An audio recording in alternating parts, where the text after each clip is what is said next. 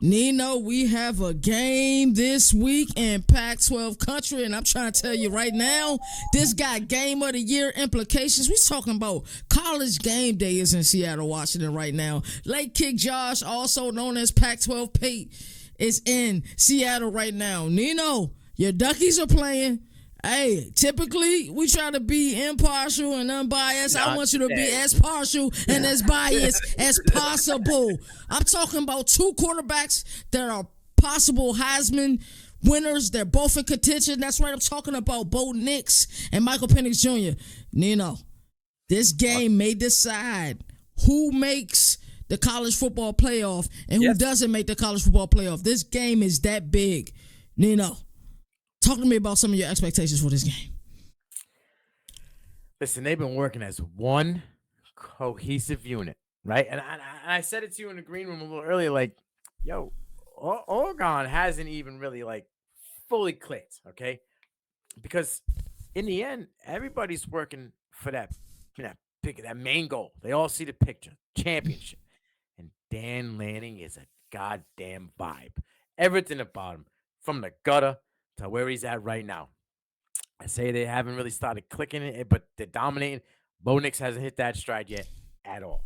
Okay, at all. Yo, 80%, 80%, 80%, yeah. But he got 87 yards rushing. My man just sitting back there in a white suit, picking apart teams because that offensive line in front of him lets him have a croissant, a bagel, apply the cream cheese, stir the coffee and cream. What else? You want to read a book? He got that. Flag down a taxi. He does that. Oh, and then I got to pass the ball. Okay, I'll find Troy Franklin for a 65-yard touchdown. Mm. Thank you. May I have another one, sir? That's what he's been doing. And now it's coming to fruition and everybody's watching it because now he's in the big stage because people are starting to believe. But what the problem is I've been believing for a long freaking You time. have. And it's going to get old because it's like hearing repeat because I've been telling you for 3 years. Yeah, the Auburn days. Everybody sees it. Oh, the days are gone. He might flash it every once in here and there. Gone. Gone. The Ducks are here and they're real. Yes, they don't have Noah Winnington, and that will be sadly missed. But I do not think that the Washington Huskies or the rest of college football is ready for Jordan James. And that's scary. And I ain't talking Halloween. All right. My man is averaging close to 7 yards per carry. Get ready because he's physical. 100 something yards. Yak. Get ready because he's physical. Now, wide receiver room. Ooh, my Ducks wide receiver room has been nails. Nails all year. And Jurian Dickey hasn't even sniffed the field yet. That's scary. Defense? Whew. Normally Pac-12 defenses are sus. Yes. Oregon Ducks are fifth in the nation in points allowed defensively. Talk to me. Try to say something smart. Got it in the mouth. All right? Dolis is an A1 absolute machine. All they do is apply pressure and get turnovers. All they do is get in your throw in that wide. You want to be a wide receiver? You want to be a dude? You better come. Kyrie Jackson, ooh, Alabama, they made a mistake. They let him walk. Look at him. Best DB in a Pac-12. Top 5 DB in a country. Hasn't allowed a touchdown yet. Probably ain't going to allow one after this game either. Ooh. McMillan, I love you. Romeo Oduze, I think you're overrated. I think McMillan's better. Polk, you're a dude. You ain't scoring on my guy. Get ready. Gonna be in your neck like a dog collar. Ducks are prepared. We're talking about an offensive line unit that just don't allow people to touch Bo Nix. We're talking about Bo Nix, 80% completion percentage this season. We're talking about a team that is beating teams by an average score of 52-12, Nino, with the offensive success rate of 57.8. That's second in the nation. But let's talk about these Huskies, Nino. The most efficient offense in all of college football. We're talking about a team with a success rate of 60.3, which is number one in the nation. Nino, hey, I know it's all about your Ducks, but tell me what you've seen from these Huskies so far this season. Listen, you cut the right arm, it bleeds blue for Kentucky. You cut both my legs, it's crimson and gold for BC Eagles. You cut the left arm, the one that goes to my heart. That's you're gonna get the green and the yellow, and that's Oregon. But I'm not stupid, okay? I love everything the Huskies are doing, and I know they're real. That offense is cooking. And that Michael Penix story in itself, god damn it, should put making a movie. Yeah. Because they writ him off when he was in Indiana. He ain't got it. He's cooked. He's washed like dirty laundry. I'm only second in the nation in passing. Again. Okay?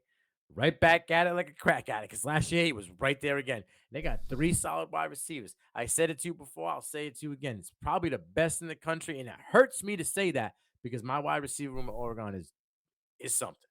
All right, but I'm gonna give you your flowers real quick because you've hit this year multiple times on people. You called it when we were at spring games. I got texts to prove it. Timestamped if you want them. Kevin Concepcion, Jawad Jordan, nailed.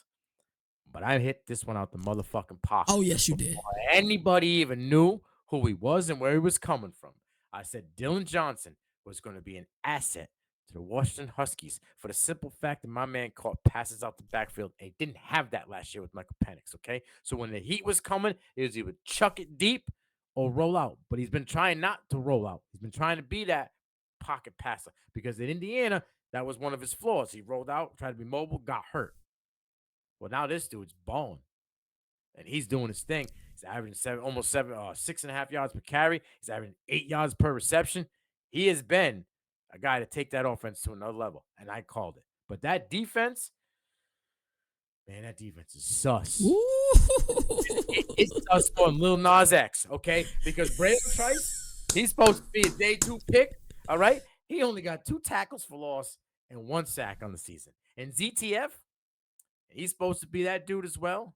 He's only missed 1 game, 9 tackles, 2 tackles for loss, and 2 sacks.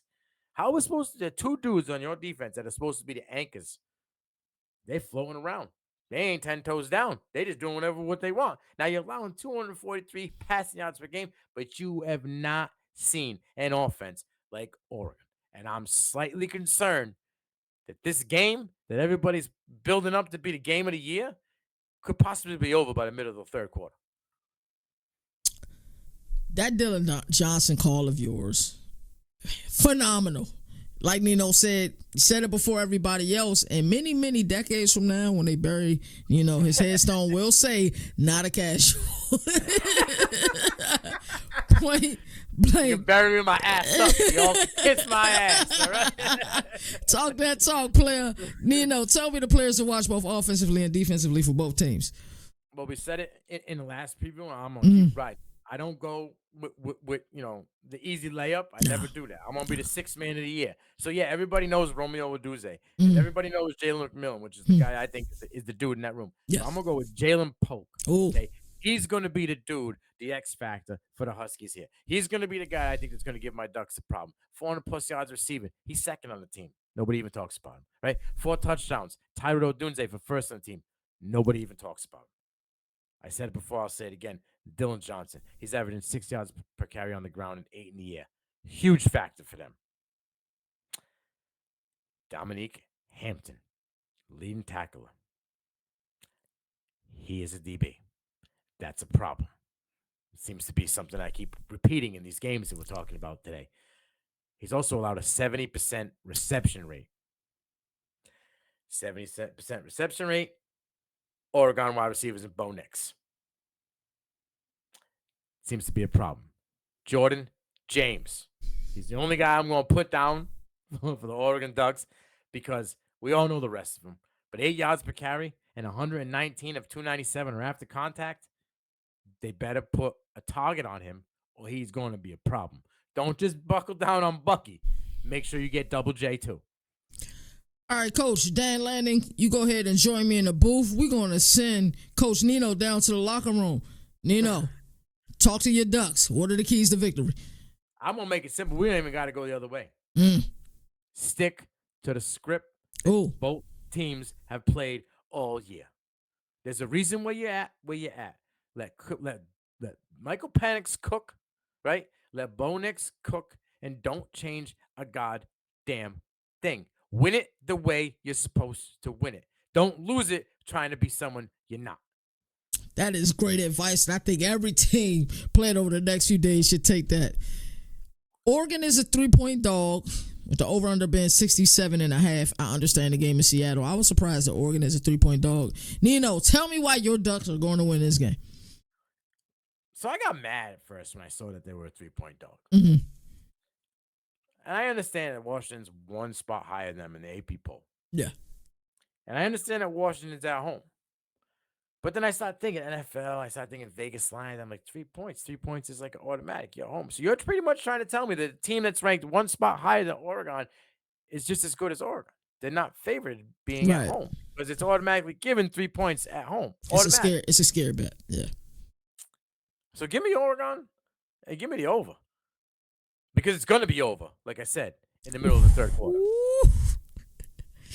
This is the toughest game that I had to pick all year. It's not even close. Not for me. It's not even close. The Red River rivalry wasn't even close, in my opinion. As far as where my mindset was, this game is difficult. It reminded me somewhat of the Alabama and Texas game for me. I'm going to say the Ducks win this game because I believe that they have more tools in their toolbox than Washington has in their toolbox. I believe that Dan Lanning have these Duckies believing that they can fly, bro. They respect the hell out of that coach. The story you just told me in the green room, how Coach Lanning identifies with the struggle. I don't know if you want to touch on that a little bit.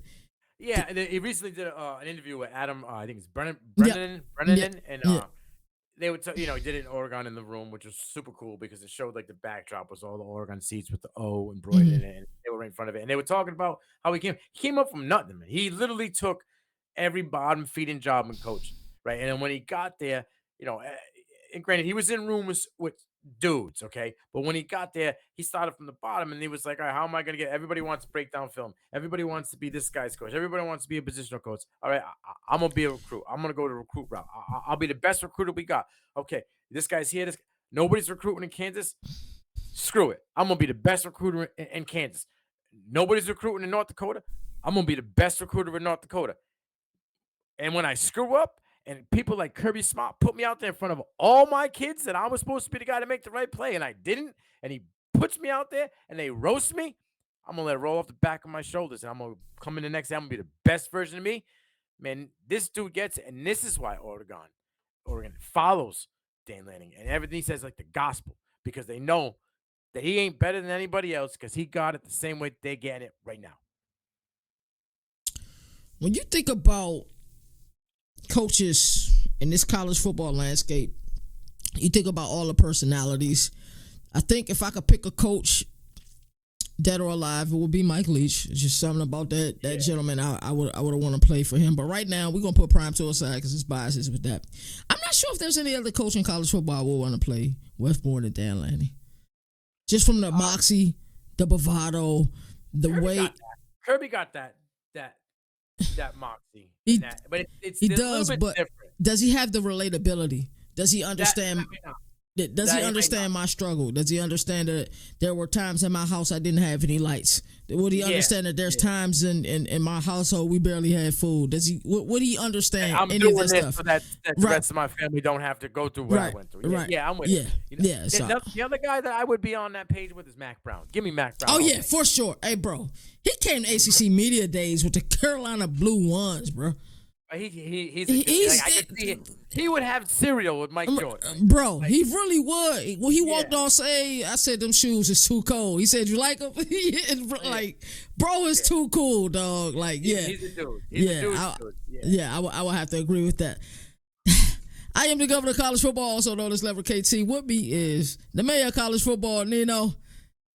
Hey, you see what he doing? You see what he doing? I can't wait for this game.